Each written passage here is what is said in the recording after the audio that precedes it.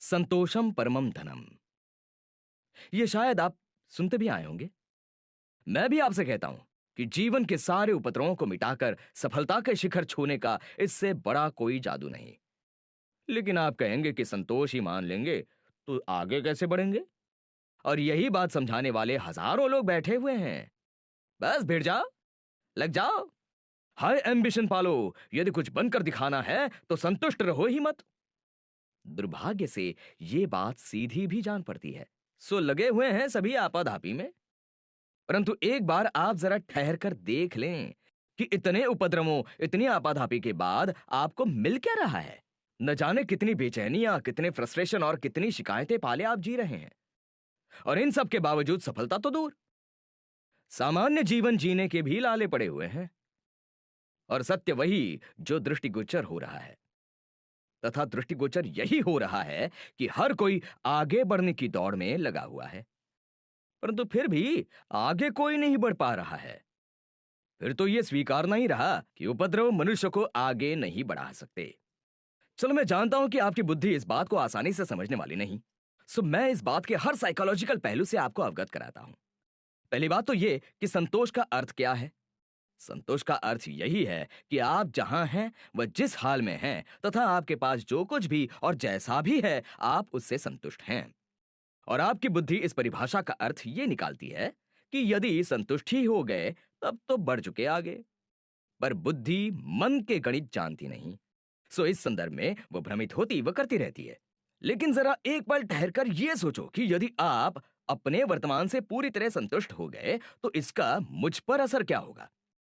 निश्चित ही मैं सुकून तथा शांति का अनुभव करूंगा, आनंद व मस्ती से भर जाऊंगा, दुख, चिंता, क्रोध सब तिरोहित हो जाएंगे। और एक दृष्टि से देखा जाए तो ये मनोदशा अपने आप में किसी उपलब्धि से कम नहीं। आखिर अंत में तो मनुष्य ये समस्त आपाधापी भी सुकून व शांति का जीवन बिताने हेतु ही तो कर रहा होता है। तो ऐसा जीवन भविष्य की जगह आज ही मिल जाए, फिर इस सौदे में घाटा कहां हुआ। और अब आपको इस संतोष से जीने का सबसे बड़ा फायदा बताता हूं।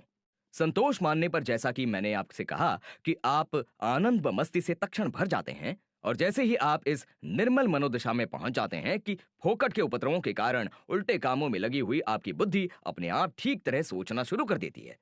आपके निर्णय सही होने लगते हैं, और जीवन का पूरा खेल तो लिए गए सही व गलत निर्णयों पर ही निर्भर है।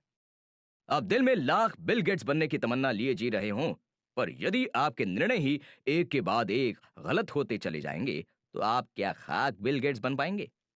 फिर तो आप ठीक से कंप्यूटर लॉग इन या लॉग ऑफ करने लायक बच जाएं, वही काफी है।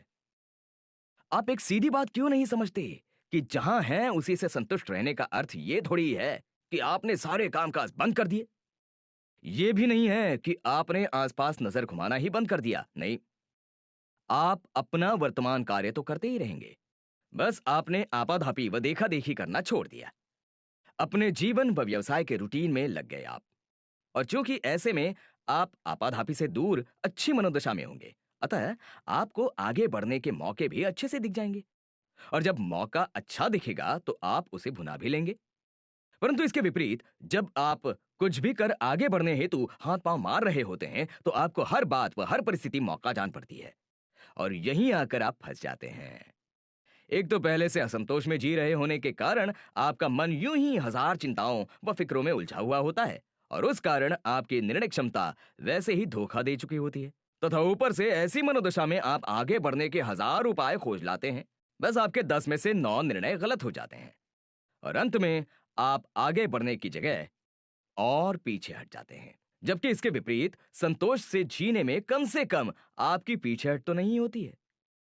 और यह सत्य तो आप सभी लोग जानते ही हैं कि आगे वही बढ़ सकता है जो जहां है वही दृढ़ता से खड़ा हुआ हो, क्योंकि पीछे हट नहीं होने की गारंटी आपको एक अनोखे विश्वास से भर देती है, और यह विश्वास आगे बढ़ने हेतु कितना सहायक है वो मैं आपको समझा ही चुका हूं।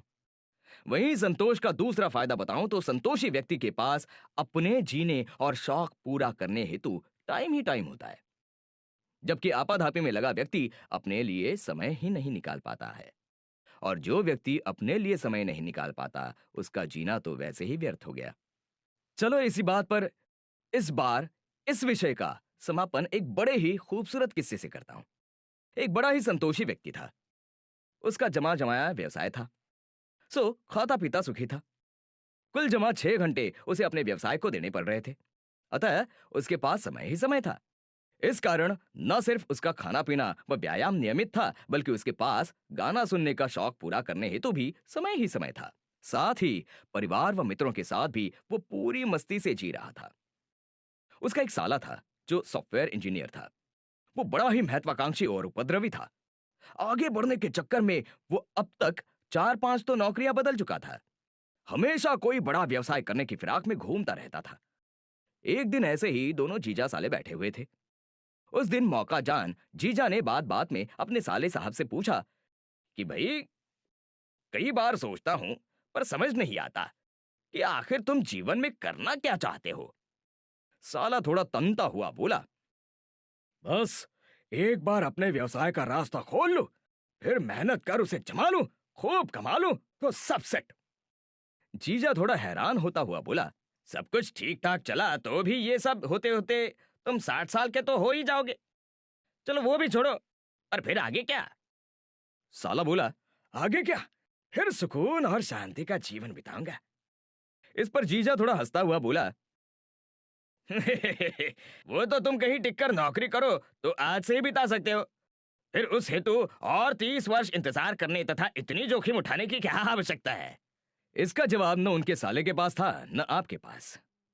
समझदार हो तो ये इशारा ही काफी है, वरना तो यूं भी आपसे ज्यादा समझदार कौन। सो कुल मिलाकर संतोष का प्रथम मजा तो ये कि मनुष्य आज से सुखी। दूसरा, उसकी मनोदशा हमेशा सकारात्मक बनी रहती है। और ये तो आप सभी जानते हैं कि श्रेष्ठ निर्णय लेने हेतु सकारात्मक मनोदशा कितनी जरूरी होती है। तथा ये सत्य समझाने या दोहराने की तो कोई भी आवश्यकता नहीं कि जीवन में लिए श्रेष्ठ निर्णय ही मनुष्य की गति व मति दोनों निश्चित करते हैं। और साथ ही जीवन का सबसे बड़ा मकसद सुख व शांति का अनुभव भी सिर्फ संतोषी व्यक्ति ही कर सकता है। और उससे भी बड़ी बात यह कि संतोषी को कभी पीछे हट नहीं देखनी पड़ती है। और आज जो उसके पास है उसका मजा भी सिर्फ संतोषी व्यक्ति ही ले सकता है। सो उम्मीद करता हूं कि पल भर में जीवन से सारे कष्टों को दूर करने वाले तथा सफलता के शिखर को चूमने में सक्षम ऐसे संतोष नामक परम गुण को अपनाकर आप अपना मनुष्य जीवन आज से ही सफल बनाने में लग जाएंगे।